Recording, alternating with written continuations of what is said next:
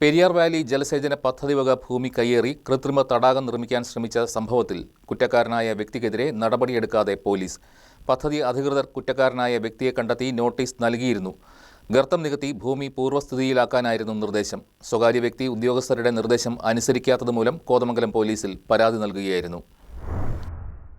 കഴിഞ്ഞ ഏപ്രിൽ മാസമാണ് പെരിയാർ വാലി ജലസേചന പദ്ധതിയുടെ ജലസംഭരണിയോട് ചേർന്ന ഭൂമിയിൽ സ്വകാര്യ വ്യക്തിയുടെ കയ്യേറ്റം കണ്ടെത്തിയത്.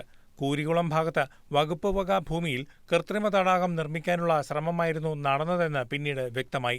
പദ്ധതിയുടെ ഓഫീസുകൾ അവധി പ്രമാണിച്ച് ഒരാഴ്ചയോളം അടഞ്ഞുകിടന്ന സമയത്തായിരുന്നു കയ്യേറ്റം നടന്നത്. ഇവിടെ 200 മീറ്ററോളം ദൈർഘ്യത്തിൽ 8 അടിയോളം താഴ്ത്തി കുഴിയെടുത്ത് തടാകം നിർമ്മിച്ചിരിക്കുകയായിരുന്നു.